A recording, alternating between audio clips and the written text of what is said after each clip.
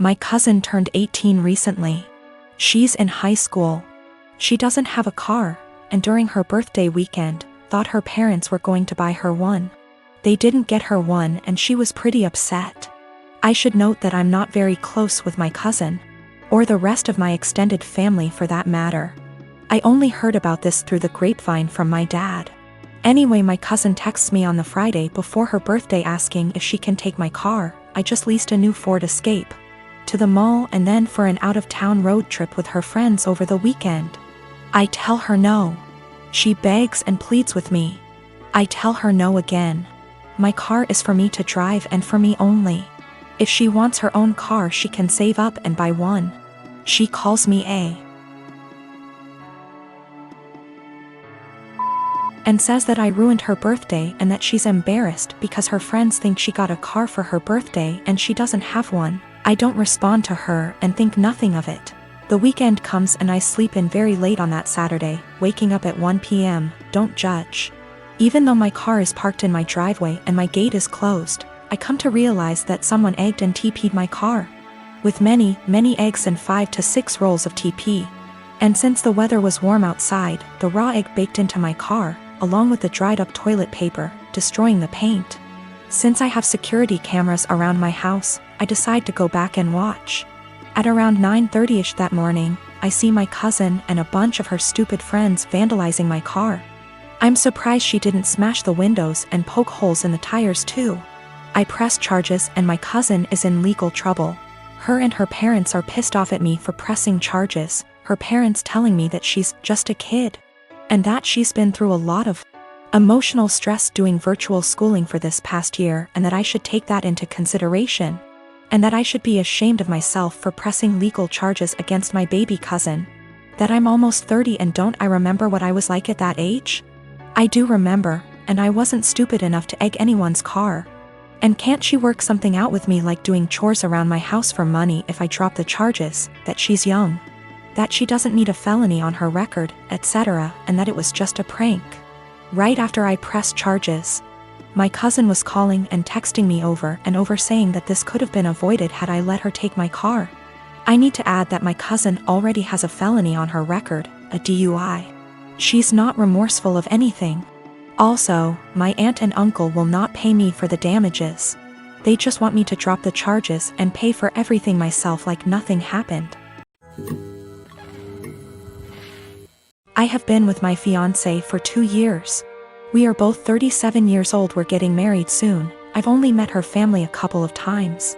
My daughter, Judy, 16 years old, has never met them till very recently, where they hosted dinner to celebrate 4th of July, and that's when they met her for the first time. Judy has a visible burn scar on her forehead. It was due to an accident she was in when she was 9. She used to be incredibly insecure about it, to the point where I was forced to homeschool her, and it was hard trying to deal with and navigate through this rough time. Now she's doing a lot better, though some comments can really cause her to become stressed out and anxious. My fiancé knows all that and respects it. Before we went to her parents' house, I asked her to tell them about Judy and her struggle, and get to try and not say anything negative about it or possibly mention it. She said she would guarantee no one will say anything. We got to the event and they talked to Judy and she slowly warmed up to them. Everything was going well till I was dinner time. My FMIL looked at Judy while she was eating and pointed at her scar, basically asking questions about it, which made Judy lose her appetite and start to get uncomfortable. I kept sending my fiancé and her mom signs to knock it off, but to no avail. Finally, FMIL then brought up the wedding and asked my fiancé if it'd be possible to Photoshop the scar out of any wedding photos that will have Judy in them, just in case they distract viewers. I was dumbfounded. Fiancé said nothing, just stared casually while nodding. I looked at Judy and it was clear this got to her. I leaned closer and asked if she was feeling uncomfortable and that we could leave if the answer was yes. She took her time, then nodded and said, "Yes, I'm feeling uncomfortable right now." I got up and told her to get ready cause we were leaving. My fiancé, her mom and the family started insisting we finish dinner and stay, but I refused. I took Judy and got in the car and left before even talking to my fiancé. Obviously, she was pissed. She called and was angry, talking about how I disrespected her parents by taking Judy and leaving in the middle of dinner and not even saying goodbye. I told her that Judy was feeling uncomfortable with Mill's comments and questions. She said Judy overreacted and is in need to go back to therapy if a simple mention of her scar caused her to react that way. I got tired of arguing and asked her to give us some time, but she went on me and said that I have no respect for her and her family, and that what I did was irrational, and now she won't speak to me till I clear things up with her family, after ruining their celebratory dinner. So I recently got together with a guy from my hobby. He asked me out first, and I had some doubts that we'd work together as a couple because of the age difference. He's 35 and I'm 22. So, in my apartment, since it's an old house that was originally a single-family house, there isn't much soundproofing. And the floors creak when people move. I've gotten used to the sound of the guy upstairs getting up at 4 a.m. since he starts work at 5. And the sound of the girls in the apartments to either side of mine watching telenovelas till midnight, taking work calls all day and having friends over on weekend nights. I know when I play music or have friends over, some of the sound leaks through the walls. So I'd never get upset about hearing my neighbors because it goes both ways.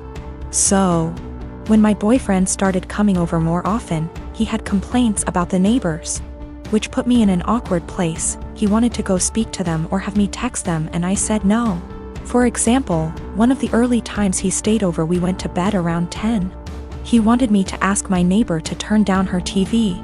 I said she didn't have it that loud and she turns it off at midnight anyway. At 4 a.m., he got very irritated with my upstairs neighbor getting up and cooking breakfast. I said that he would be done by 5 because that's when his shift starts. At 7 a.m., he was still trying to sleep in, and the neighbor on the other side had some work calls that he said he couldn't sleep through. I offered him earplugs and he said he couldn't sleep with them in either.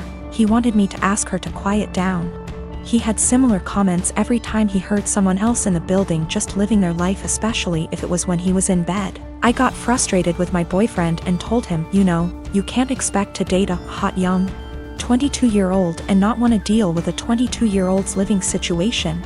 I don't know if you realize, but this is a normal apartment for someone my age. Hell, my neighbors are pretty great. Nobody's throwing loud parties on work nights. Nobody's having screaming fights. Nobody's having babies. The hot young part was in sarcastic air quotes because those were his words, not mine. He got irritated and asked why I was bringing age into it. And I said it's because he can't both want someone so young and also want someone with house kinda money. And he was being so out of touch with how normal people in their 20s live. He got really irritated with me bringing age into it. And even more annoyed when I'd respond to his neighbor complaints in the future with, "Okay, boomer." Or tell him that if he wanted me to have a rich person apartment, he could pay for it. It's not possible for me to get to his house on my own because I don't have a car and the buses don't go that far into the suburbs. So that would mean him driving 30 minutes from his house in the suburbs to pick me up, then an extra 30 to drive me to his house. Then an hour round trip early in the morning to get me home in time for work. It's a lot easier for him to visit me in the city. I am using boomer as a joke or a figure of speech to say acting out of touch and entitled to tell other people what to do. It is a common figure of speech to say, "Okay, boomer," to someone who is acting entitled regardless of their actual age. It's more of a mindset thing. I googled his property records for his house and he co-owns it with a woman who shares his last name. Holy shit. I don't know if she's his wife or ex-wife or what, but I'm out of here. I'm honestly freaking out right now, but I just gotta say, great big thank you to everyone who noticed red flags and made me question that. I've blocked his number. He can have fun figuring out where I went. 8 years ago, my sister got pregnant. The father wasn't involved and my sister didn't want the baby. But she also couldn't bring herself to terminate or adopt out to strangers. She approached me and my now ex-husband and asked if we would be willing to adopt her child. We weren't sure as we were concerned this would lead to issues down the line, but my sister insisted that it wouldn't, so we ultimately agreed. Before Lucy was a year old, my husband left us both because my sister lied about Lucy's father. When Lucy was 4, I got together with my wife, and we married last year. My sister has said that seeing me and my wife with Lucy, who is now 7, confirms to her that she made the right decision. When I first adopted Lucy, my husband and I told my sister that we wanted multiple children, which she said she was fine with at the time, but now my wife and I are looking into our options and my sister objects. My sister has been staying with us since July because her boyfriend kicked her out. She keeps asking Lucy if she's sure she wants siblings. Lucy has said that she does, and telling us she's worried we won't be able to give Lucy what she needs. And then today happened. We had an online consultation with a fertility clinic to talk about sperm donation. We told my sister about it and asked her to keep an eye on Lucy while we talked. The Wi-Fi went randomly on and off 3 times during the session, booting us out of the call each time. The 3rd time, my wife went to check it and saw my sister holding the power cord, and Lucy trying to plug it back in. Lucy saw my wife and said, "Auntie keeps turning the Wi-Fi off." Wife plugged it back in, but we could no longer get into the session, and we got an email from the doctor saying that if the Wi-Fi is going to be this bad, then maybe we should try a more local clinic, as we can't do online consultations. When we confronted my sister, she admitted that she wants Lucy to be an only child so she has 100% of our undivided attention, and then said in a sarcastic tone, "Forgive me for only wanting what's best for my daughter." To which we responded that Lucy isn't her daughter. Things escalated until I said that my sister should go stay with our parents, and my wife drove her to their place. Since leaving, a few hours ago, she's apologized and begged to come back, and my parents have also asked me to take her back. But I've refused. They've all called me an arsehole for kicking my own sister out after one argument, because now she's unable to get to work. No car and too far to walk, and she's back in her childhood room while at our place she had a studio to herself behind the house.